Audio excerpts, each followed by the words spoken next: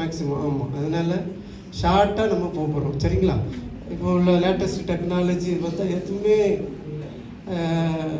Online prayer இப்படி நல்ல advantage இருக்குது கிறிஸ்தவத்துக்கு லைஃபுக்கு. அதே இது நமக்கு அழிவும் உண்டாக்குது. அதனால் இன்றைக்கு ஒரு தரவான ஒரு முடிவு எடுக்க போகிறோம். கிறிஸ்தவ வாழ்க்கைக்கு நவீன தொழில்நுட்பம் நல்லது தான், இல்லை அது ஆபத்தானது அப்படின்னு சொல்லிட்டு 2 பேர் பேச போகிறோம். முதலாவது சிஸ்டர் அது ஆசீர்வாதம் சொல்லி நமக்கு பேச வர்றாங்க. சிஸ்டர் கலை அவர்களை கையில் தட்டுவாங்க.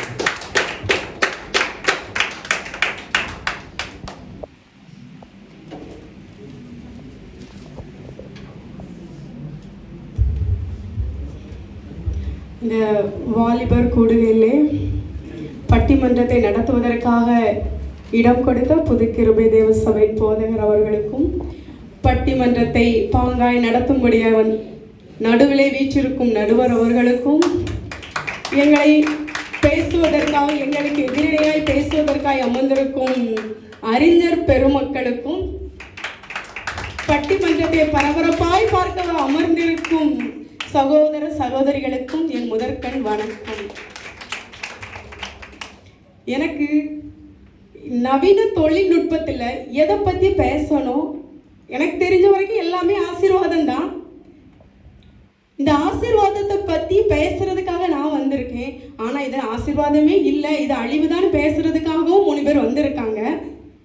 இந்த நவீனம் எதிலிருந்து வந்துச்சு, எப்படி தொடங்கிச்சு அப்படின்னு சொல்லி நம்ம முதல்ல நான் யோசிக்கும் போது எனக்கு தோணுன ஒரு காரியம், பழைய ஏற்பாட்டில் ஆதியிலே தேவன் வானத்தையும் பூமியும் படைச்சாரு. இருள் எப்படி இருந்துச்சா, பூமியிலே இருள் இருந்துச்சு. அந்த இருள் அப்படி தேவன் என்ன சொல்லுறாரு, இந்த இருள் விலக கடவுது, வெளிச்சம் உண்டாக கடவுதுன்னு சொன்னார். வெளிச்சம் உண்டாயிற்று. இருள் சூழ்ந்த இந்த உலகத்தில் வெளிச்சத்தை கொண்டு வந்தது யாரு?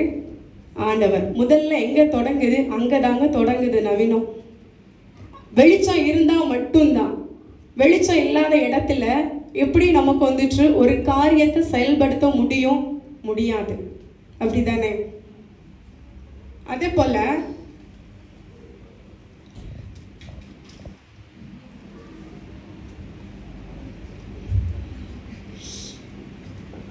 நவீனம் வளர்ச்சி அடைந்தாதான், நவீனம் வளர்ச்சி அடைஞ்சதுனால தான் நாம் இன்னைக்கு அந்த தலைப்பை பற்றி பேசுறதுக்காக இந்த இடத்துல வந்திருக்கோம். எனக்கு ஒன்று தான் என்னுடைய நம்ம நடுவர் நிச்சயமாக நவீனம் வளர்ச்சி அடைந்ததுனால தான் கிறிஸ்தவம் வளர்ந்துருக்குன்னு கண்டிப்பாக சொல்லுவார். ஏன்னா அவர் பாடுற பாடல் எல்லாமே எப்படி வெளியில் வருது, நவீனம் வளர்ச்சி அடைஞ்சதுனால தான் அது வெளியில் வருது. இல்லைன்னா அது வெளியில் வர முடியுமா? அதை செயல்படுத்துறதுக்கு ஒரு வேணும், நவீன தொழில்நுட்பம் இருந்தால் தான் அதை வெளியில் கொண்டு வர முடியும். இல்லைன்னா எப்படி அவரோட பாடல் வெளியில் வர முடியும்? அந்த பாடல் வெளியில் வந்தாதேனே அந்த பாடலோட ஆசீர்வாதம் வெளியில் கிடைக்கும். கிறிஸ்தவங்க எப்படி இது மூலம் ஆசீர்வாதம் பெறுவாங்க? அப்படிதானே? அதனால நிச்சயமாக நடுவர் இது ஆசீர்வாதம் தான் சொல்லி அவர் தீர்ப்பு கொடுப்பாருன்னு நான் நினைக்கிறேன். அது மட்டும் இல்லை, நம்மளுடைய இப்போ இருக்கக்கூடிய நம்ம இந்த சர்ச்சை பார்த்தீங்கன்னா கூட சர்ச்சில் புதுசாக நவீனம் வளர்ந்ததுனால தான் என்ன கொண்டு வந்திருக்காங்க, டிஜிட்டல் மிக்சரை கொண்டு வச்சுருக்காங்க. இல்லைன்னா எப்படி கொண்டு வைப்பாங்க? அது ஒரு ஆசீர்வாதம் தானே. அது மூலமாக நம்ம என்ன பண்ணுறோம், அடுத்த லெவலுக்குள்ளாடி நம்ம போகிறோம். கிறிஸ்தவம் எப்படி வளருது? இப்படி தான் ஒவ்வொரு காரியத்திலையுமே கிறிஸ்தவம் வளர்ந்துட்டு போகிறது. கொரோனா காலகட்டத்தில் உங்களுக்கே தெரியும், வெளியில் போக முடியாது, ஒருத்தரை பார்க்கக்கூடாது, பேசக்கூடாது, தொடக்கூடாது, அப்படி இருந்துச்சு. ஆனால் அந்த நேரத்தில் எது உதவுச்சு சொல்லுங்க? ஆன்லைன் மெசேஜ், ஆன்லைன் தான் ஃபுல்லாகவே. அந்த ஆன்லைன் இல்லைன்னா நம்ம எப்படி இருந்திருப்போம்?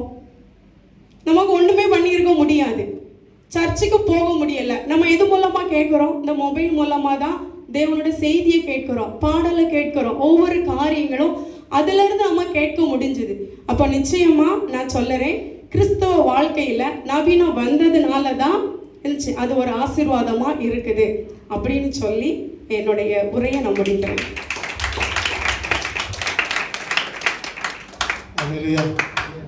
சகோதரி அழகாக பேசி முடிச்சிருக்கிறாங்க. பாட்டு, இந்த ஸ்பீக்கர் இதெல்லாம் ரொம்ப நவீனமாக இருக்கிறதுனால தான் கிறிஸ்தவம் வளர்ந்துருக்குது, அது ரொம்ப யூஸ்ஃபுல்னு சொல்லி அழகாக சொல்லி முடிச்சிருக்கிறாங்க.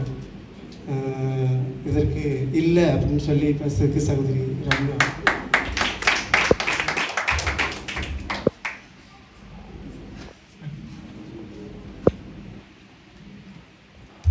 Praise the Lord. அக்கா சூப்பராக பேசிட்டாங்க.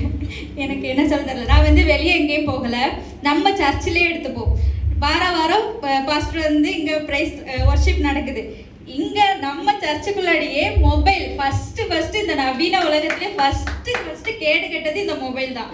அதுவும் இங்கே சர்ச்சில் ஐயா ஒரு பக்கம் மெசேஜ் அடிக்க, இங்கே நான் என்ன சர்ச்சுக்கு வந்துட்டேன், சர்ச்சை விட்டு என்ன வெளியே போகிறேன், சர்ச்சு முடிய போகுதுன்னு இங்கே தனியாக இங்கே மெசேஜ் போயிட்டு இருக்கு. இது நவீன உலகத்துக்கு ஆசீர்வாதமாக இருக்கா இல்லை அழிவாக இருக்கான்னு நடுவரே முடிவு பண்ணிக்கோங்க. ரெண்டாவது மொபைல் கேம்.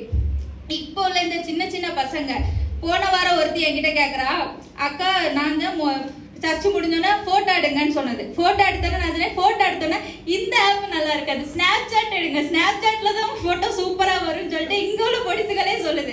அப்போது அந்த பிள்ளைங்க பைபிளை சர்ச்சுக்கு வந்துட்டு பைபிளை வளர்றாங்களா இல்லை மொபைல் கேம் இதில் போகிறதுனால தான் வளர்றாங்க? எதில் இது அழிவுக்கு போகுதா ஆசீர்வாதத்துக்கு போகுதா நீங்களே யோசிச்சுக்கோங்க. ஷார்ட் வீடியோஸ் மொபைலில் இருந்து ஃபுல்லாக இப்போ பசங்க எல்லாருமே ஷார்ட் வீடியோஸ் தான் பார்க்குறாங்களே தவிர அந்த நேரத்தில் வேதம் வாசிக்கிறது எதுவுமே இல்லை. வீட்லேயும் சரி வெளியும் சரி ஃபோன் கொடுக்காட்டா ஒரே பிரச்சனை. இப்போ இதுல இருந்தே தெரியுது உங்களுக்கு பிள்ளைங்க வசனத்துல மூலமா வளர்றாங்களா இல்லை உலக பிரகாரமான இதுல வளர்றாங்களான்னு உங்களுக்கே தெரியுது. இதுல நான் ஒரு வசனம் சொல்றேன். லூக்கா 10வது அதிகாரம் 41-42 வசனத்துல மார்த்தாள் வந்து என்ன பண்ணாங்க, உலக பிரகாரமான நடக்கையில போனனால நல்ல பங்கை வந்து அவங்க வந்து கைவிட்டுட்டாங்க. நல்ல பங்கான ஏசப்பா கூட இருக்கக்கூடிய டைம் ஸ்பெண்ட் பண்றத அவங்க கைவிட்டாங்க. சாத்தான் எடுக்கக்கூடியது, சாத்தான் வந்து ஒரு கதை மாதிரி. அவங்க வந்து உலகத்துல விட்டு வெளியே போனால் நமக்கு இங்கே உள்ள வேலை முடிஞ்சிடுச்சு, நம்ம இப்போ கொஞ்ச நேரம் ரெஸ்ட் எடுக்கலாம்னு சொல்லி 2 பேரும் பேசிட்டு இருந்தாங்களாம். ஏன் பேசிட்டு இருந்தாங்கன்னா, ஏன்னா நம்மளோட ஐடியாவான மொபைல் தான் இப்போ அங்கே கையில் இருக்கே, நம்ம அவங்கள போய் கெடுக்காண்டா அவங்களே கெடுத்துப்பாங்கன்னு சொல்லிட்டு இப்போ அவங்க புது டெக்னாலஜியாக இது கொண்டு வந்துருங்க. இந்த நவீன உலகத்தில் இது அழிவுக்குள்ள போகுதா இல்லை ஆசீர்வாதமாக போகுதா நீங்களே. அதுக்கப்புறம் நம்மளோட ஐயா சொல்லுவாங்க, அதிகாலை ஜெபம் வந்து நீங்க பண்ணணும்னு சொல்லிட்டு. அதிகாலை ஜெபம் ரொம்ப முக்கியம். அதிகாலையில நீங்க எழுங்க. பாஸ்டர் அவங்க காலையில நைட்டு ஃபுல்லா இருந்து ChatGPTலயும் அவள் வருவாளான்னு ரீல்ஸ் ஒவ்வொருத்துக்கு அனுப்பிட்டு காலையில தூங்குறதே அவங்க அதிகாலையில தான் தூங்குறாங்க. இதுல எங்க அதிகாலையில அவங்க தேவனை தேடுவாங்க நீங்க சொல்லுங்க.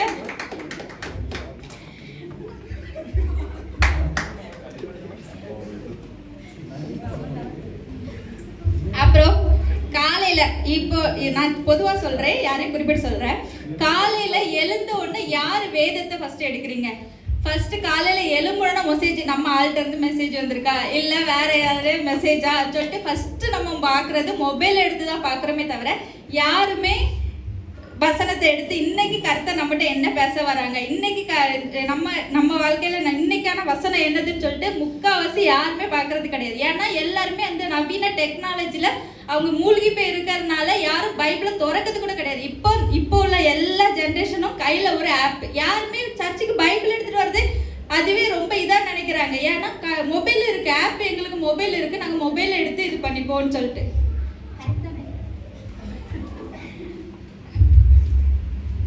அப்புறம் சொல்றேன். ரெண்டாவது அக்கா நீங்க என்னதான் சொன்னீங்களே, ஆன்லைன் மீட்டிங் தானே. கொரோனா காலத்துல எல்லாருமே வந்து ஆன்லைன் மீட்டிங். இப்போ இங்கேயும் ஆன்லைன் மீட்டிங் நடக்குது. எங்க அங்க ஒரு சைடு பரிசுத்த ஆவியில நிறைஞ்சு அங்க பிரேயர் நடக்கும். இங்க அடுப்புல சோத்த வச்சுட்டு போயிட்டோமேன்னு சொல்லிட்டு அங்க போய் அடுப்பு வச்சு அங்க வச்சுட்டு இருக்காங்க. நீங்க ஆன்லைன் மீட்டிங் வச்சுட்டு இருக்கீங்க. அங்க பாதி பேர் பண்ணக்கூடியது பிரேயர் அங்க இல்ல. இதே இது ஒரு ஆன்லைன்ல இல்லாம சபைக்கு வந்தா எல்லாரும் சேர்ந்து ஒருமிச்சு வருவாங்க. ஒருமிச்சு இருக்கக்கூடிய இடத்துல தானே வாசம் பண்ணுவாங்க. உங்களுக்கு தான் நல்லா தெரியுமே. கொரோனா காலத்துல இல்ல, கொரோனா முடிஞ்சு 10 வருஷம் ஆச்சு. இங்க வந்து ஏன் நீங்க பண்ணல ஆன்லைன் மீட்டிங்? அங்க என்ன நடக்குன்னு நமக்கு என்ன தெரியும்?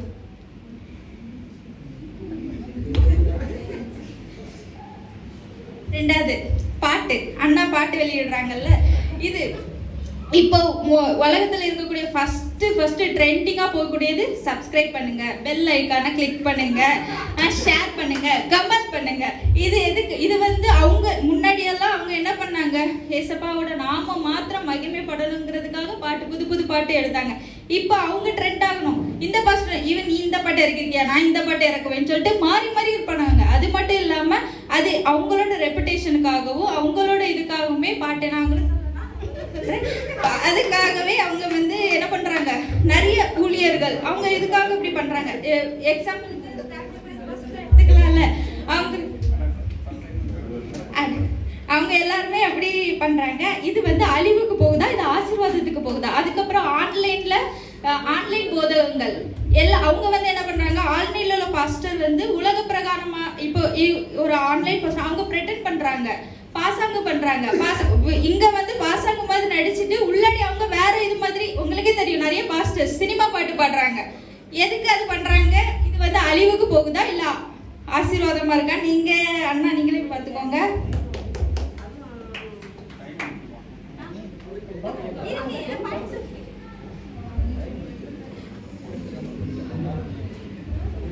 சரி நான் முடிக்கிறேன்.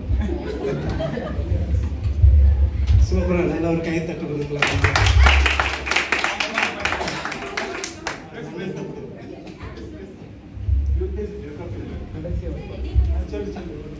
கடைசியா ஒரே ஒரு வசனம் மட்டும். 1 கொரிந்தியர் 10வது அதிகாரம் 23வது வசனம் யாராவது எடுத்து வாசிங்க.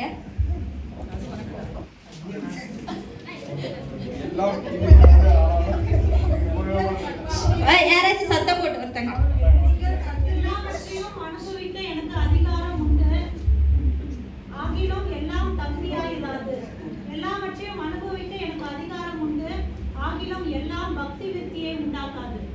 இதுதான் என்னோட கருத்து. இது சத்தியம் அதுவா இல்ல சத்தியமா நீங்களே எல்லாத்துக்கும் நமக்கு ரைட்ஸ் இருக்குது, அதுவும் இருக்கும்.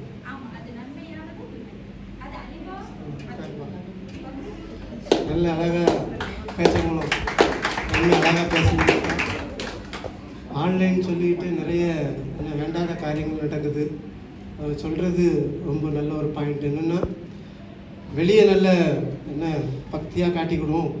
இந்த பாட்டெல்லாம் போடுறது வந்து என்னுடைய அந்த சப்ஸ்கிரைபருக்காகவும் பெருமைக்காகவும் நவீன தொழில்நுட்ப வளர்ச்சி நம்ம யூஸ் பண்ணுறோம். அது வந்து மற்றவங்களை அழிக்குதுன்னு சொல்லி அழகாக ஒருத்தர் பேசி முடிச்சிருக்காங்க. இல்லை அது வந்து ஆசீர்வாதம் தான் அப்படின்னு சொல்லி அன்னி லீலா அவர்கள் வந்து பேசுவாங்க. கைகளை தட்டி அவங்க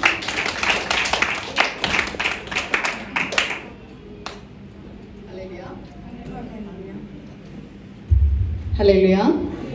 இந்த நல்ல வாய்ப்பை தந்த ஃபாஸ்டர்களுக்கும் ஃப்ராங்க்லின் பிரதருக்கும் நடுவர் அவருக்கும் என்னுடைய நன்றியை செலுத்துகிறேன். இந்த நாளில் நாங்கள் பேசப்படுறது என்னதுன்னு இப்போ உங்களுக்கு புரிஞ்சிருக்கும். நவீன தொழில்நுட்பம் கிறிஸ்தவங்களுக்கு அது வந்து பிரோஜனமாக இருக்கா இல்லையான்னு நீங்கள் விசுவாசிக்கிறீங்களா? ஏசாமி நமக்கு அனுமதிக்கிறது எல்லாம் நன்மைக்காகன்னு நான் விசுவாசிக்கிறேன். நிச்சயமாக அது நன்மையானது தான். கிறிஸ்தவர்கள் இப்போ நம்ம எல்லா மக்களிடத்தும் நம்ம ஏசப்பாவை தெரிஞ்ச பிள்ளைங்கிட்ட நம்மளால் ஏசப்பா பற்றி பேச முடியும். இன்னும் எல்லார்ட்டையும் நம்ம பேச முடியாது. புறஜாதிகள் மத்தியில் ஏசாமி என்ன சொல்லியிருக்காங்களா, நீங்கள் வந்து புறப்பட்டு போய் சர்வ தேசத்துங்கள் எங்கும் போய் நம்ம வந்து சுவிசேஷத்தை அறிவிக்கணும்னு சொல்லியிருக்காங்க. நீங்கள் எல்லா இடத்துக்கும் உங்களால் போய் சுவிசேஷத்தை அறிவிக்க முடியுமா? இன்னைக்கு ஏசாமி ஒரு நல்ல ஒரு வாய்ப்பு தந்திருக்காங்க. இந்த ஆன்லைனில் பார்த்து அதை யூஸ்ஃபுல்லாக நம்ம எதையும் நன்மையானது. இப்போ ஏதேன் தோட்டத்திலையும் ஏசாமி எல்லாம் அனுபவிக்க வச்சுருந்தாங்க. நன்மை தீமை அறியத்தக்க ஒரு புசிக்கக்கூடிய கனியை வச்சுருந்தாங்க. ஆனால் நம்ம சூஸ் பண்ணணும். ஏசாமி அதை நமக்கு அது மஸ்ட், நீ தொடக்கூடாது, நீ அந்த வில்லும் விஷயம் நம்மளோடது, நம்ம கையில் தந்திருக்கிறாங்க. நம்ம தான் அதை எப்படி யூஸ் பண்ணணுங்கிறது நம்ம கையில் தந்து, அது நன்மை நமக்கு இருந்தால் நம்ம அதை நன்மையாக யூஸ் பண்ணணும். நான் அதை கண்டிப்பாக சொல்கிறேன். இது வந்து நமக்கு ஏசாமி தந்த நல்ல ஒரு வாய்ப்பு. இதன் மூலம் வந்து அநேக மக்கள் புற ஜாதிகள் மத்தியிலும் வசனங்கள் போகிறதுக்கு வந்து இது ஒரு நல்ல சான்ஸு.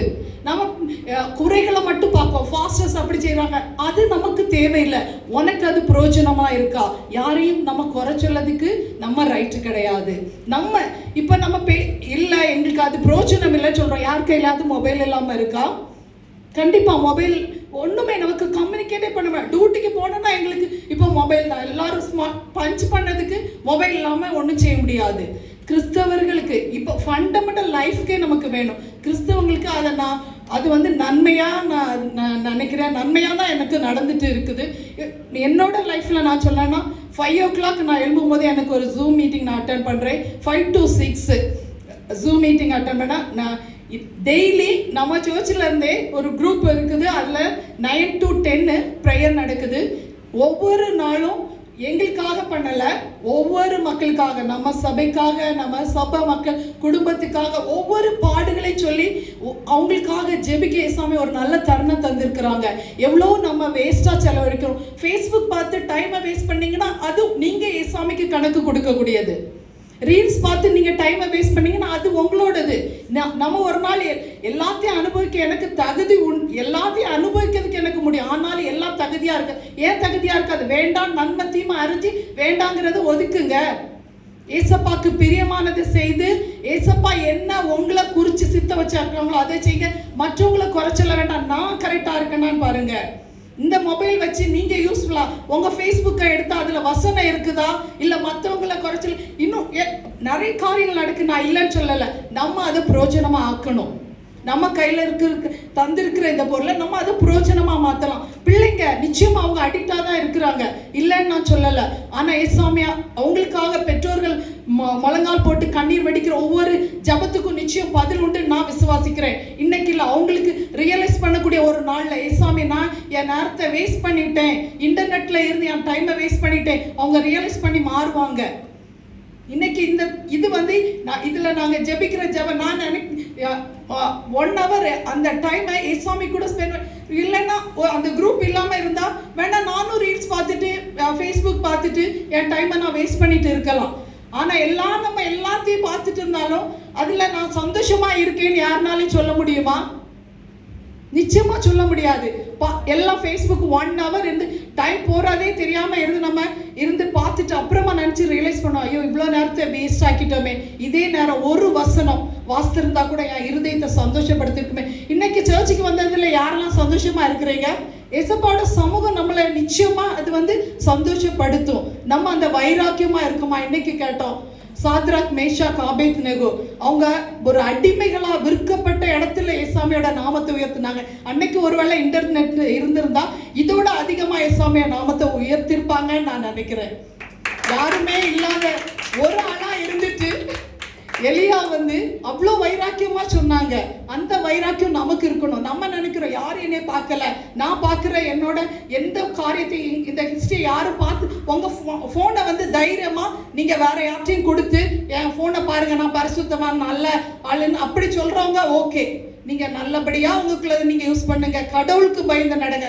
யாரும் இல்லை, பெற்றோர்களோ நம்ம டீச்சர்ஸோ நம்ம மேட்டனோ யாரும் இல்லை.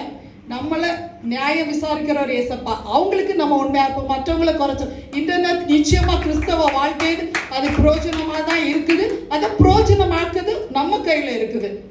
ஏசாமி படைத்த எல்லாமே நன்மைக்கானது. அதை நன்மையா யூஸ் பண்ணது நம்ம சூஸ் பண்ண வேண்டியது. இது மட்டும் அதை நன்மையா தான் வச்சிருக்கிறாங்கன்னு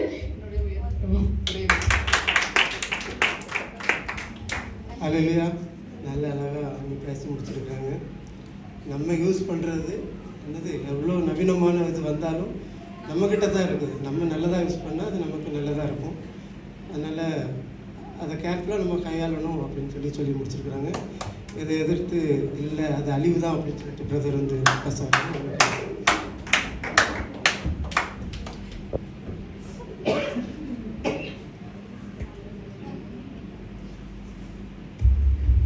இந்த வாய்ப்பு தந்த ஐயருக்கு நன்றி. அதுபோக குருவானர் இங்கே இருக்கிற எல்லாருக்குமே நன்றி. எதிர் டீமில் 3 பேர் இருக்காங்க, ஆல்ரெடி 2 பேர் பேசி முடிச்சிட்டாங்க. தண்ணி முடிச்சாச்சு. எங்களுக்கு தண்ணி வச்சுருக்காங்க, நம்மளுக்கு தேவைப்படல. ஏன்னா ஈஸியான பாயிண்ட்ஸில் கஷ்டப்பட வேண்டாம் நாங்கள். அது மாதிரி இப்போ எல்லாரும் ஃபோனு எல்லாருமே ஃபோனு இன்டர்நெட்டுன்னு இதே டாபிக் தான் போயிட்டுருக்கு. வேறு எதுவுமே அவங்களுக்கு ஆப்போசிட்டில் பாயிண்ட் கிடைக்கல. அவங்க எடுக்க முடிஞ்சது ஒரு பாயிண்ட் தான். எல்லார் கையிலையும் ஃபோன் இருக்குது. அந்த ஃபோனை நல்லதுக்கு யூஸ் பண்ணுங்க, நல்லது யூஸ் பண்ணுங்க. சூஸ் பண்ணலாம், ஓகே. இப்போ சூஸ் பண்ணுறதா இருந்தாலுமே இப்போ ஒரு சின்ன பிள்ளைய கூட இங்கே வச்சுக்கோங்க, பைபிளை வைங்க, முட்டாய் வைங்க. முட்டாயிட்ட போகும், பைபிள்கிட்ட போகுமா? ஸோ அவ்வளோதான். நம்ம எதில் வளர்ந்து வந்தோம், நமக்கு முன்னாடி என்ன இருந்துச்சு. இப்போ எல்லாரும் டெம்டேஷன் ஈஸியாக பேசிடுறாங்க. 40 above சின்ன பிள்ளைங்க டெம்டேஷனில் போயிடுறாங்க. அவங்களுக்கு அந்த டைமில் டெம்டேஷன் இருந்துச்சா? நீங்கள் சின்னதாக நம்ம கையில் ஃபோன் இருந்துச்சா? இல்லை. ஆனால் அழிவு நான் சொல்கிறீங்க. ஆனால் நீங்கள் 12th படிக்கிற பாடத்தை இப்போ ஃபஸ்ட் ஸ்டாண்டர்டில் படிக்கிறோம். டெக்னாலஜி வளர்ந்ததுனால தான் உலகமும் டெக்னாலஜியில் போயிட்டு இருக்கு. எல்லாமே டெக்னாலஜியில் கொண்டு போயிட்டு இருக்கோம். நாங்கள் டெக்னாலஜி படிக்கிறது அழிவுன்னு சொல்றது எதுக்குன்னா அப்படின்னா, சின்ன தப்போ பெரிய தப்போ எங்களால் சின்ன வயசில் பண்ண முடியும். எனக்கு கையில் ஃபோன் இருக்கு. நீங்கள் 10th தெரிஞ்சு ஒரு தப்பில் போய் விழுறதுக்கு நான் ஃபஸ்ட் டைம்லேயே தப்பில் விழுந்துருவேன். எனக்கு கையில் டெக்னாலஜி கொடுத்துட்டாங்க. ஸ்கூல் பாடத்திலே டெக்னாலஜி வந்துருச்சு. ஆடு வருது. ஆடில் என்ன வருது? நான் பைபிள் தான் பார்க்குறேன், பைபிள் வசனம் தான் பார்க்குறேன், யூடியூப்பில் பாட்டு தான் கேட்குறேன். ஆட் என்ன வருது? ஸோ அழிவுக்கு தான் கொண்டு போகுது. நீங்கள் எவ்வளவு தான் டெக்னாலஜி வளர்ந்தாலும் எங்களை அழிக்கிறதுக்கு டெக்னாலஜி கூடயே இருக்குது. சின்ன பிள்ளையோ பெரிய பிள்ளையோ எங்களை அழிக்க டெக்னாலஜி கூட வளர்ந்துக்கிட்டு இருக்கு. பைபிள் ஆப் சொல்கிறீங்க, சரி நல்ல ஒரு ஃபோன், நான் ட்ராவலில் போயிட்டுருக்கேன், நைட்டு இருட்டு, நான் எடுத்து படிக்கிறதுக்கு ஃபோனில் பைபிள் தான் படிக்க முடியும். நிறைய பேருக்கு தமிழ் வாசிக்க தெரியாது. சின்ன பிள்ளைங்க என்ன பண்ணுறாங்க, ரைட் ஓகே ஆடியோ பைபிள் கேட்கலாம். ஆடியோ பைபிள் எந்த ஆடியோ பைபிள் ஓப்பன் பண்ணாலும் அதில் ஆட் வராமல் ஆடியோ பைபிள் இல்லை. ஆஃப்லைனில் வச்சு கேட்டால் டவுன்லோட் பண்ணி வைக்க சொல்லுது. டவுன்லோட் பண்ணால் ப்ரீமியம் போகணும். ப்ரீமியமுக்கு கேஷ் வீட்டில் கேட்டால் சில வீட்டில் கொடுப்பாங்க, சில வீட்டில் இருக்காது. அடுத்த ஒரு ட்ரிப் போ, அங்கே ஏதாவது வரதா பாரு, அப்போ கேஷ் வந்துடணும். கேஷ்னால் அதை அடுத்த அழிவு கொண்டு போகும். சரி, ஒவ்வொரு அழிவாக கொண்டு போயிட்டு இருக்கு. யூடியூபாக இருக்கட்டும், சவுண்ட் சிஸ்டமாக இருக்கட்டும். ஏன் சவுண்ட் சிஸ்டம் இருந்தால் தான் ப்ரீச் பண்ண முடியுமா? சவுண்ட் சிஸ்டம் இல்லாமலும் பண்ணலாம். என் முன்னோரு காலத்தில் அங்கே 1000 பேர் 2000 பேர் இருக்கும்போது ஃப்ரண்ட்ல ஏசப்பா தான் நின்னாங்க. ஏன் கேட்கல எல்லாருக்கும்? அப்போ எல்லாருக்கும் கவனம் பேசுறவங்ககிட்ட மட்டும் இருந்துச்சு. இப்போ கவனம் சிதறுது. கவனம் சிதறும் போது அப்பந்தான் டெம்டேஷன் உள்ள வரும். டெக்னாலஜியை கொடுத்து கெடுக்க தான் செய்யறோம். டெக்னாலஜி வச்சு ஸ்ப்ரெட் பண்ணல நம்ம. அதே மாதிரி இப்போ சர்ச்சுக்கு வர்றோம், அதனால உறவுகள் கூடுதுங்கிறாங்க. சர்ச்சுக்கு வர்றதுல உறவு நிறைய கூடியுது, அதான் பிரச்சனை இருக்கும். ரொம்ப தெளிவாக சொல்ல முடியல, நிறைய உறவுகள் கூடியுது. ஸோ அதுலேயும் கவனமாக இருக்க வேண்டியிருக்கு. ஆன்லைனில் பேசினா நம்பர் ஷேர் ஆகி அது வேற மாதிரி போயிடுது. நேராக வந்தால் நேருக்கு நேரம் பார்க்குறோம், அது வேற மாதிரி போயிடுது. எங்கே போனாலும் சுற்றி வேற இடத்துக்கு தான் மூவ் ஆகுது. அப்போ எங்கே ஒர்ஷிப் போச்சு? இப்போ ஒர்ஷிப் பண்ணுறதுக்கு வரோம். இப்போ முந்தி ஒர்ஷிப் பண்ணுறவங்க என்ன சொல்கிறாங்கன்னு மட்டும் தான் கேட்டோம். இப்போ எப்படி ட்ரெஸ் பண்ணுறாங்கன்னு பார்க்குறோம். ஏன் பார்க்குறோம்? அதான் அது முதல்ல சொல்லிட்டேன். 40 above பார்க்குற கண் பார்வை வேற, 40 below பார்க்குற கண் பார்வை வேற. ஸோ எங்கள் ஜென்ரேஷன், நாங்கள் வளர்ந்தது, எங்களை சுற்றி இருக்கிற விஷயங்கள் எல்லாமே எங்களை அழிவுக்கு தான் கொண்டு போதே தவிர ஒர்ஷிப்பை கொண்டு போகலை. அது போக விசுவாசம். இப்போ நம்ம நம்பிக்கையோட ஒரு விஷயம் இருக்குது. இப்போ ஏசப்பா எனக்கு தருவாருன்னு நம்ம சொல்கிறோம். ஸோ அப்போ பைபிள் எனக்கு இப்போ ஏசப்பா சொல்லியிருக்காங்க, நான் இதை வச்சு நான் வெளியே போயிட்டு, சின்ன கதை தான். இப்போ நம்ம வந்து ஒரு சின்ன பையன் ஏசப்பா டெய்லி நான் வந்திருக்கேன் ஏசப்பான்னு சர்ச்சு முன்னாடி சொல்லிட்டு போகிறான்னு சின்ன வயசு சொல்லி கொடுத்தாங்க நமக்கு. இப்போ இப்போ என்ன ஆயிருது, எல்லாருக்கும் சொல்லிட்டு போயிருக்காங்கல்ல, நான் இதே ஃபாலோ பண்ணுறேன், எதுக்கு நான் இவ்வளோ ப்ரே பண்ணணும், ஏசப்பா நான் வந்திருக்கேன். அப்போ பழைய கதையை இப்போ சொன்னால் விசுவாசம் வேற மாதிரி தான் போகுது. இப்போ இவங்க சொன்னாங்க ரைட் பேட் நீங்கள் தான் முடிவு பண்ணணும். இங்கே ரைட்டுன்னு என்னன்னே தெரியாது எங்களுக்கு. அப்போ தான் நான் ரைட் எது பேட் எது கண்டுபிடிக்க முடியும். நாங்கள் ப்ரேயருக்கு வரோம், ஃபெல்லோஷிப்புக்கு வரோம், எல்லாமே ஓகே. ஆனால் இங்கே நான் கேட்டுட்டு போகிறது வெளியே போய் பார்க்கும்போது லாஜிக்கலி எல்லாமே வித்தியாசமாக தெரியுது. அப்படிங்கும்போது எனக்கு அது ரைட்டாக ராங்கா, இவங்க சொல்கிறது கரெக்டா இல்லை அவங்க சொல்கிறது தப்பா? ஏன்னா ஒரே நேரத்தில் நான் 20 ப்ரீச்சிங் கேட்டேன்னா 20 விதமாக இருக்கு. அப்போ நான் பைபிள் எடுத்து வாசிக்கணும். ஆனால் பைபிள் எடுத்து வாசிக்கிறதுக்கு போல யூடியூப்லேயே பார்த்து நிறைய ப்ரீச் பண்ணுறாங்க, நிறைய கேட்போம். சின்ன பிள்ளைங்களுக்கு கார்ட்டூன் போடுறீங்களா, உட்காந்து வசனம் போட்டு விடுவீங்களா? ஸோ அவ்வளோதான். நம்ம பைபிள் வாசிக்கிறோம், ஜெபம் பண்ணுறோம், பிள்ளையை கூப்பிட்டு ஜெபம் பண்ண வைக்கிறோம், எல்லாம் பண்ணுறோம். ஆனால் சின்ன பிள்ளைக்கு வீட்டில் ஓடுறது கொக்காமல், அதுக்கு நடுவில் வர்ற ஆட் என்னது? அவ்வளோதாங்க. ஸோ சர்ச்சுக்கு வர்றது ஹாப்பி, கரெக்டு தான், ஹாப்பி தான். அன்னைக்கு தான் எல்லாம் நல்லா ரிச்சாக ட்ரெஸ் பண்ணுறோம், நிறைய பர்ஃப்யூம் அடிக்கிறோம், கடைக்காரங்க நல்லா ஹாப்பி. ஸோ எல்லாமே ஹாப்பியாக தான் போகுது. இந்த ஒவ்வொரு பாயிண்ட்டும் பார்த்துக்கணும். சவுண்ட் சிஸ்டமாக இருக்கட்டும், கடவுள் வெளிச்சத்தை கொடுத்தாரு, வெளிச்சத்தினால தான் எல்லாமே வந்துச்சு. வெளிச்சத்தினால தான் தப்பும் தெரிஞ்சது, வெளிச்சத்தினால தான் நல்லதும் தெரிஞ்சு, எல்லா கெட்டதும் நடக்குது. சரியா? அதனால இப்போ நடக்கிற இன்வென்ஷன்ஸ் எல்லாமே தப்பை நோக்கி தான் கொண்டு போகுது. தப்பான லைஃப் தான் போயிட்டு இருக்கோம். உலகம் அழிய போகுதுன்னு சொல்றதுக்கு காரணமும் அதுதான். இன்னைக்கு அழிஞ்சிரும்னு சொல்லிட்டு ஏமாத்திட்டு அதை வச்சு சம்பாதிக்கிறதும் இதுதான்.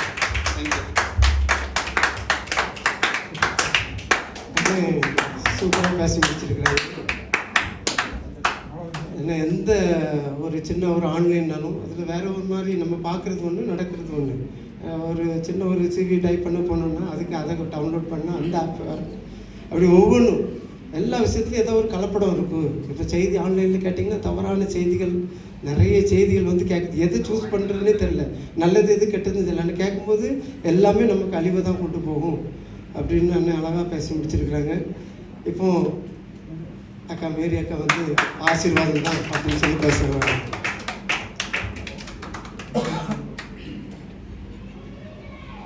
இயேசுவே உமக்கு நன்றி. வந்திருக்கிற எல்லாவரையும் வணங்கி வாழ்த்தி நன்றி கூறி தொடங்குகிறேன். ஆசீர்வாதமே கர்த்தர் வந்து உலகத்தை படித்த ஆதியாகமம் 1-2 அதிகாரம் படிச்சிருக்கீங்களா? எவ்வளோ நேரம் படிச்சிருக்கீங்க? 1000 தடவை படிச்சிருக்கீங்களா? படித்தவங்க யாராவது இருக்கீங்களா? அல்லது 1 தடவை 2 தடவை 3 தடவை? எத்தனை தடவை படித்தாலும் கர்த்தர் எல்லாம் நன்மைக்கென்றே படைத்தார். அதை மாற்றவே முடியாது. கர்த்தருடைய வார்த்தை நன்மைக்கென்றே படைத்தார். அப்போ எல்லாமே நல்லது தான். அது யார் எந்த மனுஷனாலையும் மாற்ற முடியாது. நன்மையானது ஒன்று, எல்லாரும் அங்கீகரிக்க வேண்டியது. அடுத்தது, கர்த்தர் நன்மையானதாக படைத்தார். அதே ஆதியாகமம் 1-2 அதிகாரத்தில் மனுஷனை படைத்தார். மனுஷனை படைத்து அவர்களை ஆணும் பெண்ணுமாகவே படைத்தார். தமது சாயலாக மனிதனை சிருஷ்டித்தார். தேவ சாயலாகவே அவனை சிருஷ்டித்தார்.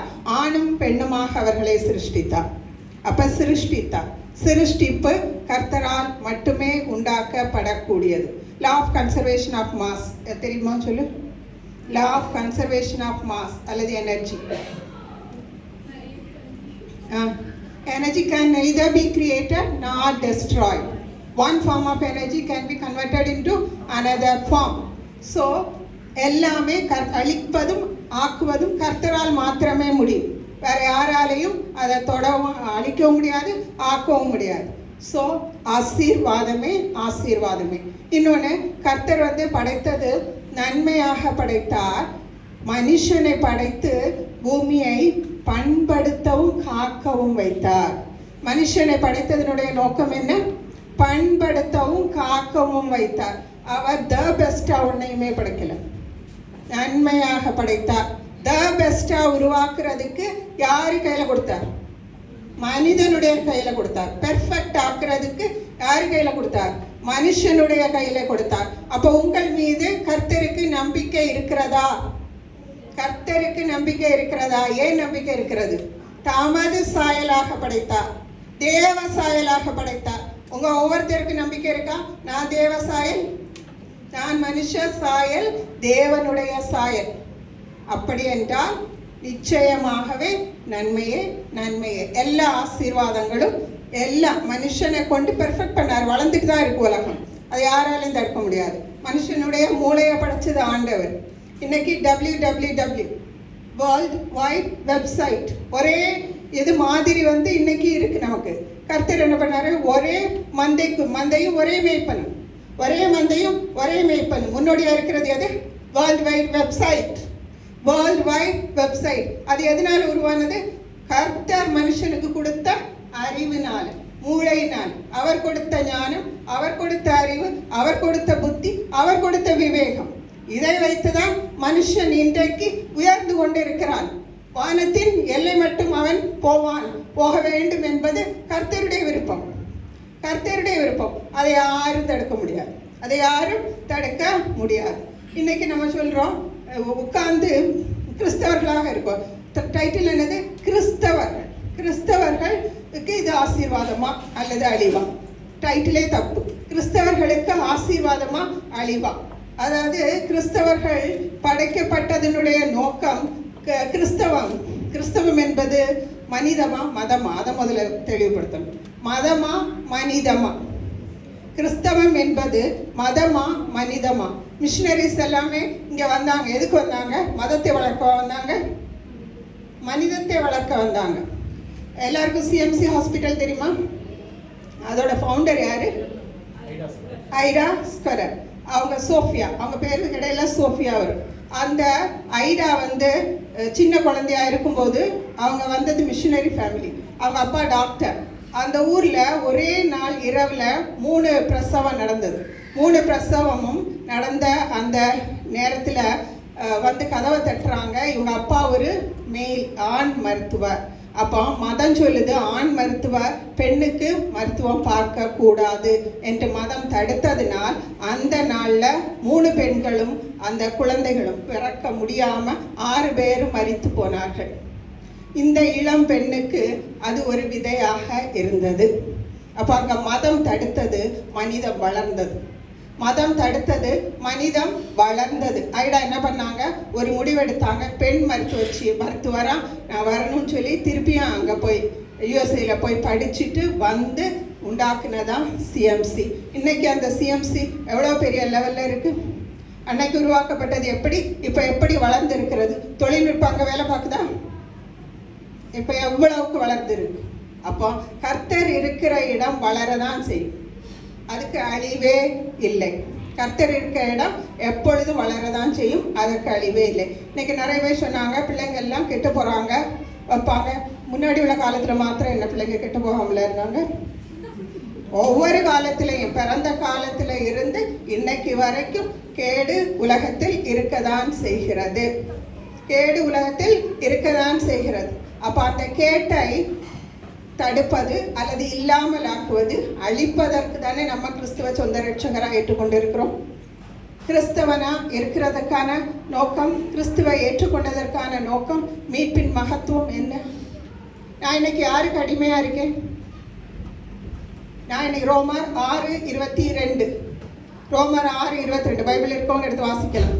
எல்லாரும் படிக்க வேண்டிய வசனம். யாராவது ஒருத்தர் ரோமர் 6:22 இப்பொழுது நீங்கள் பாவத்திலிருந்து விடுதலை ஆக்கப்பட்டு, இப்பொழுது நீங்கள் பாவத்திலிருந்து விடுதலை ஆக்கப்பட்டு தேவனுக்கு அடிமைகளானதினால் பரிசுத்தமாகுதல் உங்களுக்கு கிடைக்கும் பலன் முடிவோ நித்திய ஜீவன். அப்ப அழிவன் உள்ள வார்த்தைக்கு இங்க இடம் கிடையாது. முடிவு நித்திய ஜீவன், பரிசுத்தமாகுதல் உங்களுக்கு கிடைக்கும் பலன். ஸோ அதனால இப்போ இந்த ஒரு கேளிக்கை அல்ல, இங்கே நடக்கக்கூடிய இந்த பட்டிமன்றம் கேளிக்கை கிடையாது. இது ஒரு பெரிய மகத்துவத்தை உலகத்திற்கு கொண்டு போகக்கூடியது. சபை வளரணும். சபை மனிதமாகணும், மதமாக கூடாது. முதல்ல சபை மனிதமாகணும், மதமாக கூடாது. நிறைய கலாச்சாரங்கள் இருக்கு. பாஸ்டர்ஸ்க்கு மத்தியிலேயே ஒரு விழிப்புணர்வு வெளிச்சமும் இல்லாதவங்க இருக்காங்க, வருந்துதற்குரிய விஷயம். அப்போ தெளிவான காரியங்களை தெளிவுபடுத்த தெளிந்த புத்தியுள்ள ஆவியை கர்த்தர் நமக்கு கொடுத்திருக்கிறார். ஸோ அதனால அந்த தெளிந்த புத்தி உள்ளவர்களாக, மீட்கப்பட்ட ஜனமாக, மீட்பை உலகத்திற்கு எடுத்து செல்லக்கூடிய சர்வாயுத வர்க்கம் தான் இது நான் சொல்லுவேன். இன்னைக்கு இதனால உலகத்தை அழிக்கவே முடியாது. கண்டிப்பா மீட்கப்பட்ட ஜனங்கள். நான் இன்னைக்கு என் பிள்ளைங்களுக்காக ஜெபம் பண்ணும் பொழுது, அந்தரங்கத்தில் நான் ஜெபம் பண்ணும்போது கண்டிப்பா கர்த்தர் அதற்கு விடுதலை அளிக்கிறார். உட்பட்டவர்களாக இல்லை. அப்ப சாட்சியா நிறுத்தி இருக்கிறார். நம்மளை சொல்ல முடியும் தானே, சாட்சியா நம்மளை நிறுத்தி இருக்கிறார். மாற்றங்களை நாம கண்டு கொண்டுதான் இருக்கிறோம். சொந்த ரட்சகரா இயேசுவை ஏற்றுக்கொண்டதுனால நாம ஒவ்வொரு நாளும் மறுரூபமாகி கொண்டுதான் இருக்கிறோம். சொல்ல முடியுமா? கிறிஸ்துவை ஏற்றுக்கொண்ட நாள் முதல் உண்மையான கிறிஸ்துவர், மதத்தை அல்ல, மனிதத்தை அறிந்த நாள் முதல், மனிதனாக தான் ஆண்டவர் வந்தார், மனுஷனாக தான் ஆண்டவர் வந்தார். அதை அறிந்த நாள் முதல் நான் மறுரூபமாகி கொண்டே தான் இருக்கிறேன். ஸோ அதனால தேவனுடைய கிருபை வரமோ நித்திய ஜீவன். பாவத்தின் சம்பளம் மரணம், தேவனுடைய கிருபை வரமோ நித்திய ஜீவன். அப்புறம் சினிமா பாட்டெல்லாம் கேட்டு நிறைய பேர் என்ன பண்ணுறாங்க, கிறிஸ்தவ விட்டு ஓடி போயிடுறாங்க. மஞ்சம் வந்த தென்றலுக்கு மஞ்சம் வர நெஞ்சம் இல்லையோ அப்படின்னு ஒரு பாட்டு எல்லாரும் கேட்டிருப்பீங்க. இன்னைக்கு பட்டிமன்றம் நடக்குது இல்லையா? இதனால நிறைய பாரங்கள் நமக்கு இருக்கும், பார சுமைகள் நமக்கு இருக்கும். அப்போ அந்த பார சுமையெல்லாம் மத்திய 11 சொல்றாரு, சுமை சுமந்து சோர்ந்திருக்கிறவர்களே நீங்கள் எல்லாரும் என்னிடத்தில் வாருங்கள், நான் உங்களுக்கு இளைப்பாறுதல் தருவேன். நான் சாந்தமும் மனத்தாழ்மையும் உள்ள இறைவன், என்னுடைய நுகத்தை உங்கள் மேல் ஏற்றுக்கொண்டு நீங்கள் என்னிடத்தில் கற்றுக்கொள்ளுங்கள். என்னுடைய நுகத்தை உங்கள் மேல் ஏற்றுக்கொண்டு நீங்கள் என்னிடத்தில் கற்றுக்கொள்ளுங்கள். அப்பொழுது உங்கள் ஆத்துமாக்களுக்கு இளைப்பாறுதல் கிடைக்கும். அப்படின்னு சொல்லிட்டு கடைசியாக ஒரு வார்த்தை சொல்லுவார். என்ன வார்த்தை? 11:30. 11:30 எல்லாரும் வாசிங்க. 11:30. என்னுடைய நுகம் மெதுவாயும் என் சுமை லெகுவாயும் இருக்கிறது என்றார். அதனால நான் விரும்பி கேட்டுக்கொள்வது, இந்த பட்டிமன்றத்துக்கு மன்றம் வந்த தென்றலாக இருக்கிறவங்க எல்லாரும் நீங்கள் செய்ய வேண்டியது என்னது? அவருடைய மென்மையான மெதுவான தோள்களின் மேலே, நுகத்தின் மேலே, மஞ்சத்தின் மேலே நீங்கள் அடைக்கலம் புகுந்து அவருடைய அந்த இளைப்பாறுதலுக்குள்ளாக செல்ல முடியும். எனவே எல்லாமே ஆசீர்வாதம் தான். கர்த்தருடைய காரியங்கள் எல்லாமே ஆசீர்வாதம் தான். அழிவுக்குரியதை நித்திய ஜீவனுக்கு ஏதுவாக நாம் மாற்ற முடியும். அதை செய்யவே இயேசு வந்தார், அதை செய்து முடித்தார். முடிந்தது என்று சிலுவையில் சொன்னபோது அழிவு அழிக்கப்பட்டது, ஜீவன் நித்திய ஜீவன் நித்தியமாகவே வழங்கப்பட்டது. ஸோ அதனால ஆசீர்வாதமே ஆசீர்வாதமே ஆசீர்வாதமே. மேரி டீச்சர் அழகாக ஆசீர்வாதம் தான் சொல்லி முடிச்சிட்டாங்க. நல்ல ஒரு என்ன சொல்கிறது, லேட்டஸ்ட்டு இந்த பழைய பாடல்கள்லாம் இப்போ வந்து அது ரீசண்டாக வந்து அது வந்து ட்ரெண்டிங்கு. அப்போ உள்ள பாட்டுகள்லாம் அது இயேசுவை பற்றி தான் பாடுன்னு சொல்லிட்டு இப்போ உள்ள புது நவீன சுவிசேஷங்கள்லாம் உள்ள இறங்குது. ஆமாம், சரிங்களா? அப்போ நம்ம அதில் ஸ்டடியாக இருந்தால் நம்ம பிள்ளைங்க தவறான ஒரு வழியில் போக மாட்டாங்க. அது நமக்கு ஆசீர்வாதம் தான். பெற்றவங்க கையில் தான் இருக்குது, சபைக்கு கையில் தான் இருக்குது, ஊழியங்க கையில் தான். நல்ல அழகாக டீச்சர் சொல்லி முடிச்சிருக்காங்க. இப்போது முடிவாக கடைசி தேவையான அழிவு தான் அப்படின்ட்டு பேசுகிற கையில் போட்டோம்.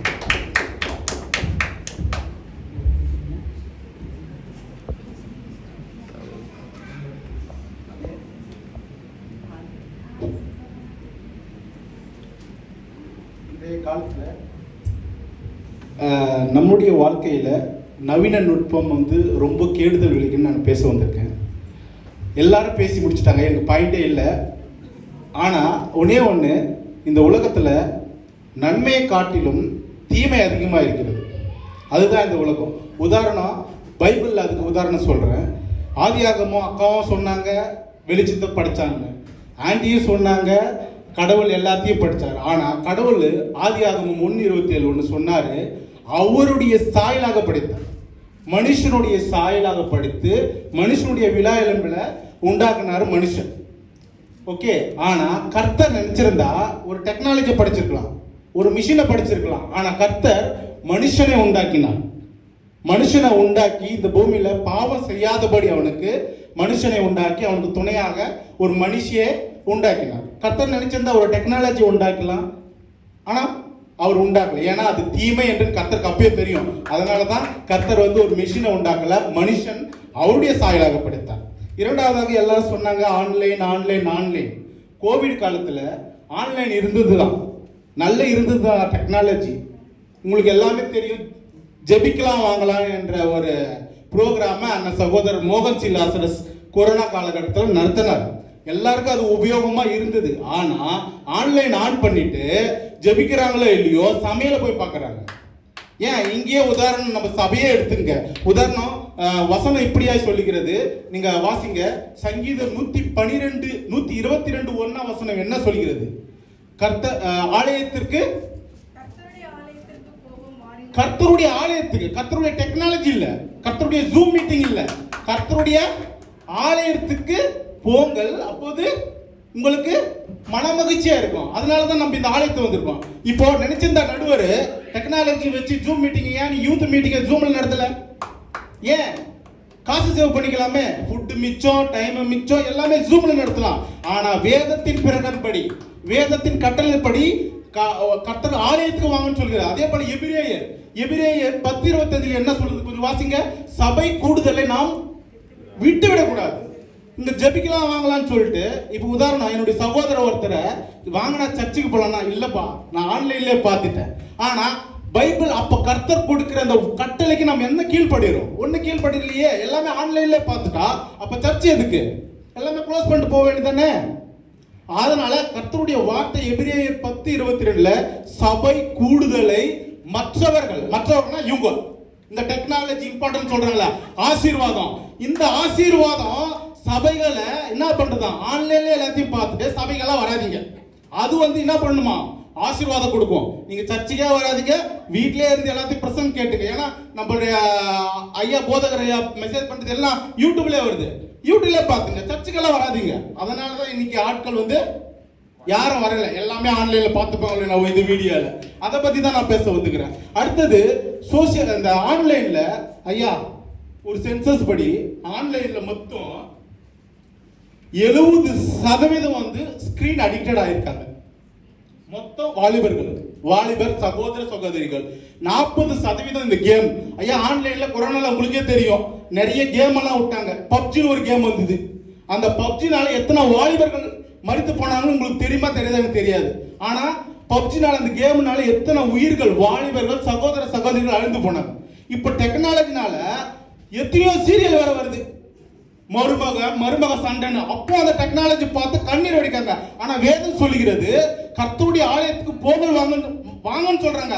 ஆனா சில சகோதரிமார்கள் என்ன, எல்லாரும் சகோதரி குத்தம் சொல்லல, சில சகோதரிகள் அந்த சீரியல்ல அடிக்டட் ஆயிரும். ஐயா என் மனைவியா உதாரணம் பார்த்துருக்க, என் மனைவி பிக் பாஸ் நம்மளுடைய சகோதரிகளை எப்படி சீரியல் ஒவ்வொருக்கும் தெரியும். மனசாட்சி தொட்டு சொல்லுங்க ஐயா. நானும் அதை பார்த்து என் மனைவி போடுறதுனால நானும் அடிக்ட் ஆயிட்டேன். அந்த பிக் பாஸ்னால ஒன்றும் வரதில்லை. பிக் பாஸ் 10 பேர் ரூமுக்குள்ள அடைக்க வச்சுன்னு அதை பார்க்குறாங்க ஐயா. இதனால டெக்னாலஜி வளரல.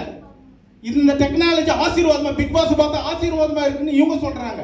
ஆனா நம்ம சகோதரிமார்கள் என்ன பண்றாங்க, பிக் பாஸும் சீரியலையும் பார்த்து அழிஞ்சிருக்காங்க. அதை பத்தி தான் நான் பேச வந்திருக்கேன். அடுத்தது அதே போல சோசியல் மீடியா. நான் எல்லாரும் இந்த சோசியல் மீடியா யூஸ் பண்றோம், யாருமே சோசியல் மீடியா யூஸ் பண்ணாத ஆளே இல்லை. ஆனா சோசியல் மீடியா ஓபன் பண்ணாலும், ஃபேஸ்புக் ஓபன் பண்ணாலும் சரி, வாட்ஸ்அப் ஓபன் பண்ணாலும் எதுவும் ஆசீர்வாதமா எதுவுமே வர மாட்டேங்குது. எல்லா தீமைகளுக்கு தான் வருது. உதாரணம் ஃபார் எக்ஸாம்பிள் யூடியூப் ஓபன் பண்ணா ஆபாச வீடியோ வருது. அதனால எத்தனை பிள்ளைகள், படிக்கிற பிள்ளைகள் 2 வருஷம் கொரோனா காலத்துல ஆன்லைன் பண்ணாங்க, எத்தனை பிள்ளைகள் அதனால அடிக்ட் ஆயிருக்காங்கன்னு அந்த நீங்க ஹிஸ்டரி பார்த்தாவே தெரியும். அதனால தான் நான் சொல்றேன், டெக்னாலஜி என்பது எல்லாத்தையும் தீங்கு விளைவிக்கும். அதே போல 25% இந்த நம் all over world youth addicted to pornography, ஆபாச படத்துக்கு 25% இந்த யூத் அடிக்ட் ஆகிருக்காங்க. இதனால டெக்னாலஜி அதிகமா இருக்குது. நல்ல வேலை குவைத்தில் அந்த போர்ன் அடிக்ட் ரெஸ்ட்ரிக்டட் பண்ணியிருக்காங்க. அது வரவேற்கிறது. இந்தியாவிலே அது போல ரெஸ்ட்ரிக்ஷன் பண்ணாங்கன்னா கொஞ்சம் நல்லாவும் ஆசீர்வாதமும் இருக்கும், நம்மளுடைய வாலிப பிள்ளைகள் அதை அடிக்ட் ஆகாது இருப்பாங்க. அதே போல ஆல்கஹால், மது. ஐயா நீங்க பார்த்துப்பீங்க இந்தியாவில் ஜொமேட்டோ, ஸ்விக்கி இவங்க சொல்றாங்க ஆசீர்வாதமா இருக்குன்னு. நம்ம கிறிஸ்டியன் ஆளுங்களே என்ன பண்றாங்க, குறிப்பாக வாலிப பிள்ளைகள், பெண்களும் பண்றாங்க. பட் இப்போ வாலிப பிள்ளைகள் இப்போ ஒரு ஆப்ஷன் வந்திருக்கு, ஃபுட்டு தான் ஆர்டர் பண்ணுவோம், ஆனா அதுல ஒரு ஆப்ஷன் வந்துருக்குது, மதுவும் ஆர்டர் பண்ணலாம். இதுதான் ஆசீர்வாதம் விலைக்குன்னு இவங்க சொல்றாங்க. ஆனா மதுவெல்லாம் நாங்க என்ன சொல்றோம், அந்த டெக்னாலஜினால நிறைய வாலிப பிள்ளைகள் மதுனால அழிந்து போறாங்க. அதை பத்தி தான் நான் பேச வந்துக்கிறேன். அதே போல இவங்க சொல்றாங்க ஆசீர்வாதமா இருக்குன்னு. ஆனா டெக்னாலஜி நிறைய சபையை ரெண்டா போயிருக்கு ஐயா. எங்க ஊர்ல டெக்னாலஜினால சபை ரெண்டா போகிறது. உதாரணம், இது உண்மையாக நடந்த சம்பவம். உதாரணம், நான் சிஎஸ்ஐ சபையை சார்ந்தவர், இன்னொருத்தர் நல்ல ஆடம்பரம், அதாவது ஒரே சர்ச்சை சார்ந்தவர். அவர்கள் பணம் அதிகமாக இருக்கிறதுனால இந்த மிக்சரு, இந்த கீபோர்டு, இது அப்புறமா இந்த லைட் ஜிகனாவில் அடிப்பாங்க, ஈவன் பப்புல கூட போடுவாங்க. அந்த மாதிரி இந்த ஆசீர்வாதம் இவங்க சொல்றாங்க. ஆனா சர்ச்சில் என்ன பண்றாங்கன்னா, போய் அந்த லைட் மினுக்கு வச்சுக்கின்னு பாட்டை பாடிக்கின்னு ஆவேசம் பண்ணிக்கின்னு பரவசம் பண்ணிக்கின்னு அது மாதிரி பாடி மக்கள் என்ன பண்றாங்கன்னா அதை இந்த சபையை விட்டு விலைக்கு போறாங்க. இப்போ அதே போல குவைட்ல கூட நான் பார்த்தேன் சில சபைகள், நான் ஆன்லைன்ல குவைட் வரதுக்கு முன்னாடியே பார்த்தேன். நான் நிறைய என்ன சொல்றது, லைட்டு போட்டு மிக்ஸ் போட்டு டெக்னாலஜி எப்படி வாலிபர்களை பிரதர் சொன்ன மாதிரி டெம்படேஷன். ஸோ நம்ம என்ன பண்ணுவோம், எல்லாரும் இங்கிருந்து டெம்ப்ளேட் பண்ணுவோம். அந்த காலத்தில் எந்த ஒரு டெக்னாலஜி இல்லை. கடவுள் என்ன பண்ணாரு, மலை பிரதேசத்தில் போய் பிரசங்கம் பண்ணாரு. அநேக பிள்ளைகள் என்ன சொல்றாங்க, அநேக கிராம மக்கள் இயேசுவை பின்தொடர்ந்து போனார்கள். ஆனால் இன்றைய காலத்தில் டெக்னாலஜியில் டெம்படேஷன் அதிகம் பண்ணி ஃபால்ஸ் பர்செப்ஷன் அதிகமா இந்த ஆன்லைன்ல சொன்னாங்களா, ஆன்ட்டி சொன்னாங்க ஜூம் மீட்டிங் அட்டெண்ட் பண்ற, ஜூம் மீட்டிங்ல நிறைய நான் அட்டெண்ட் பண்ணேன். ஃபால்ஸ் பர்செப்ஷன், நிறைய போதனைகள், பைபிளை பத்தி எதுவுமே ஆராய்ச்சி பண்ணாத சும்மாவே அவங்க பாட்டுக்கு தவறான போதனைகளை உபயோகிக்கிறாங்க. அதே போல நமக்கு எல்லாமே தெரியும் இந்த ஜிபிடி, எனக்கும் தெரியாத ஜிபிடி, சாட் ஜிபிடின்றாங்க. சரி நம்ம என்னதான் பேசுவோம், சாட் ஜிபிடி போட்டு பார்ப்போம். நானும் என்னுடைய சகோதரர் போட்டு பார்த்தோம், அது ஒண்ணுமே வர மாட்டேங்குது ஐயா. டெக்னாலஜி அது ஒண்ணுமே வரல. ஆனா வேதத்தை புரட்டி பார்த்தேன், அதுல எனக்கு நல்ல அழகான வார்த்தைகள் கொடுத்தார். டெக்னாலஜி எனக்கு அழகான வார்த்தைகளை கொடுக்கல, ஆனா வேதத்தை பொறுக்கும்போது நிறைய வசனங்களை ஆண்டவர் எனக்கு கொடுத்தாரு. எடுத்து வாசிங்க நீங்க.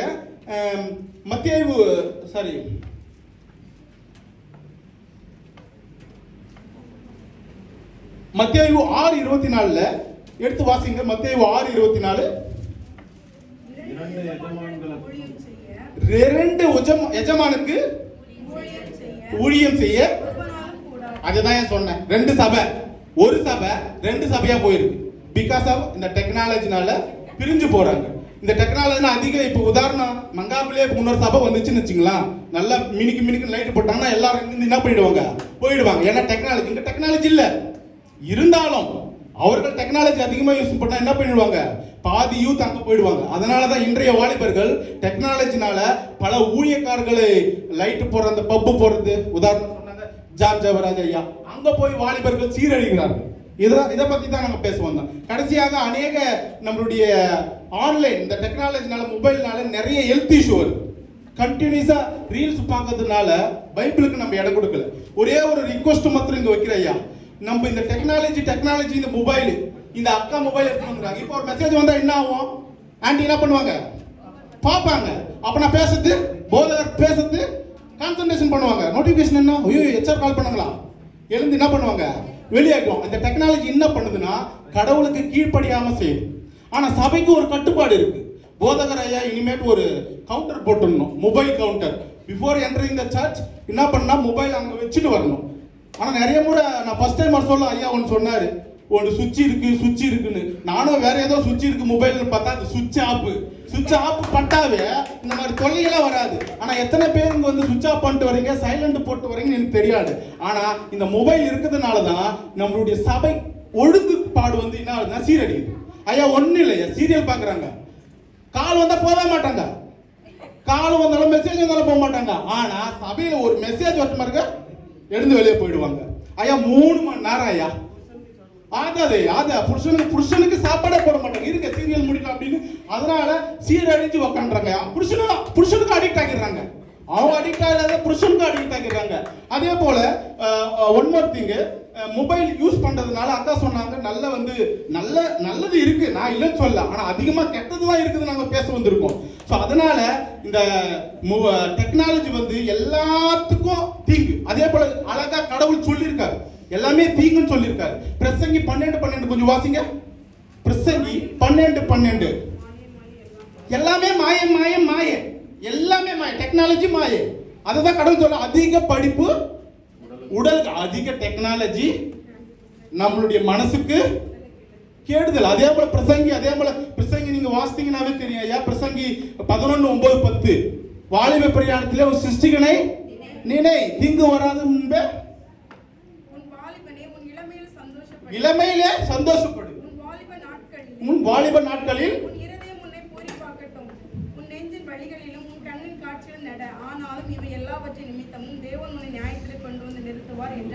அதுதான் இப்ப பேசின எல்லாமே இந்த வசனத்துல இருக்கு. எல்லாமே மாயம். அநேக வாலிப பிள்ளைகள் சகோதரிகள் எல்லாமே வந்து இந்த தீமையான வழிகளை, அதிகமான தீமையான வழியில, நானும் தீமையான வழியில போய் தான் இப்போ இயேசு மனம் திரும்பி வந்திருக்கேன். காரணம் என்னன்னா பிகாஸ் ஆஃப் இந்த டெக்னாலஜினால தீமையில விழுந்து இப்போ நான் வந்திருக்கேன். அதனால தான் டெக்னாலஜி நான் தீமைன்னு சொல்லி பேச வந்திருக்கேன் ஐயா. அதே போல நம்மளுக்கு தெரியும் சாட் ஜிபின்னு சொல்றாங்க. அது வந்து உருவாக்குனது எலன் மாஸ்க்னு எல்லாருக்கும் தெரியும். இப்போ அட்மிட் பண்றது எலன் மாஸ்க். அவர் ஒரு கேஸ் போட்டுக்கிறாரு. என்ன, ஃபியூச்சர்ல ASI ஆர்டிஃபிஷியல் சூப்பர் இன்டெலிஜென்ட் வந்தான். ஆர்டிஃபிஷியல் சூப்பர் இன்டெலிஜென்ட்னா மனுஷனே தேவை மாட்டாங்க, யாருமே தேவை, ரோபோட்டே எல்லாம் மனுஷனே பண்ணிடும். ஸோ அதை வந்து வரக்கூடாதுன்னு சொல்லிட்டு எலன் மாஸ்க் என்ன பண்ணிக்கிறாருன்னா கேஸ் போட்டுக்கிறாரு. ஸோ இவங்க சொல்றாங்களே அந்த டெக்னாலஜின்னு, அந்த டெக்னாலஜி வந்துட்டா மனுஷனுக்கு வேலையே இருக்காது. நம்ம எல்லாமே வீட்டுக்கு போகணும், அந்த மிஷினே எல்லாமே சமைச்சுக்கும், எல்லாமே மிஷின் பண்ணிக்கோ. ஸோ மனிதனுக்கு எதுவுமே இருக்கு. கடைசியா ஒன்று சொல்லி வந்து நான் நிறைவுபடுகிறேன் ஐயா. இதை மட்டும் தெளிவா வசனம் நீங்க வாசித்தா நல்லா இருக்கு ஐயா. ஏன்னா தீர்ப்பு கொடுப்பது நீங்க. 1 யோவான் 2ஆம் அதிகாரம் 15, 16, 17. 1 யோவான் 2ஆம் அதிகாரம் 15, 16, 17.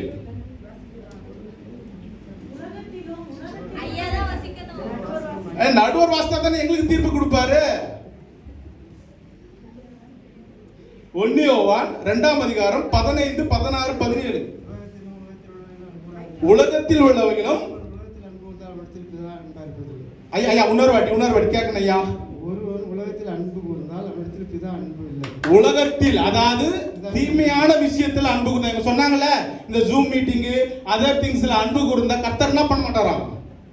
கர்த்தர் என்ன பண்ண மாட்டாரு? பிதாவின் அன்பு இல்லை. பிதாவின் அன்பு இல்லை. மாம்சத்தின் நிச்சயம், கண்களின் நிச்சயம், ஜீவனத்தின் பெருமையும் ஆகிய உலகத்தில் எல்லாம் பிதாவின் உண்டானது அல்ல. ஆமா, உலகத்தினால் உண்டான. அது வந்து கடவுள் உண்டாக்கினது இல்ல. டெக்னாலஜி ஜூம் மீட்டிங் எல்லாம் யார் வந்து கடவுள் உண்டாக்கல, இவங்களே உண்டாக்கினாங்க. யாரு? மனுஷனாக நாம வந்து அந்த டெக்னாலஜி உண்டாக்கிட்டு, ஆனா இப்ப வந்து டெக்னாலஜி ஆசீர்வாதம். ஆனா வேதம் நல்ல தெளிவா சொல்லுகிறது, நான் உண்டாக்கலப்பா அதை நீ பின்பற்றாத, என்ன நீ பின்பற்றி வந்தா என்ன பண்ணுவாரு? பரலோகத்துல வைப்பாரு. அதே போல நிறைய டேட்டா கொடுங்க ஐயா, திருட்டப்படுறாங்க ஐயா. சபையில ஐஜாக்னு ஒன்று பண்ணுவாங்க. டேட்டா நம்ம எது பேசினாலும் மொத்தமா டேட்டாவை திருடி இந்த சபையில இருக்கிற உறுப்பினர் லிஸ்ட் எல்லாம் தேடி மற்ற சபைக்கெல்லாம் எடுத்துன்னு போறாங்க. டெக்னாலஜி அந்த அழிவும் தருது ஐயா. ஸோ அதனால எல்லாரும் லேடிஸும் சொல்றாங்க ஆசீர்வாதம்னு. ஆனா நாங்க சொல்றோம் இந்த டெக்னாலஜி அழிவே தரும் என்று நடுவர் அவர்கள் தீர்ப்பு தந்து, ஸோ அழிவு தான் வந்து இந்த டெக்னாலஜியை வந்து நம்மள வந்து அழிவு அதிகமா நம்ம அந்த டெக்னாலஜி யூஸ் பண்றதுனால தான் ரொம்ப அநேக பிள்ளைகள் வந்து பாவத்தில் விழுறாங்க. அதனால உங்களுடைய தீர்ப்பு அழிவுக்கு தான் கொடுப்பீங்க என்று இந்த வசனத்தின் மூலமா நான் கொடுத்தேன். ஏன்னா வசனத்தை பின்பற்றுகிறேன், தேவனை பின்பற்றுகிறான் என்று இந்த உரையை முடிக்கிறேன். நன்றி.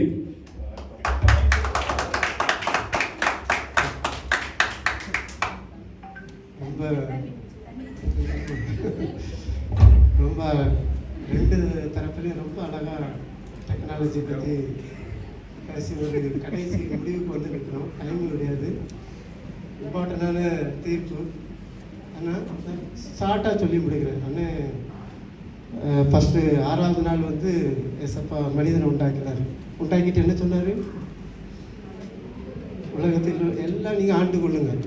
6ஆவது நாள் மனிதனை உண்டாக்கிக்கிட்டு ஊர்வன பறப்பன ஆகாயத்தில் பறக்குது எல்லாமே நீ ஆண்டு கொண்டு அதை நீ கீழ்ப்படுத்தி வச்சுக்காங்க.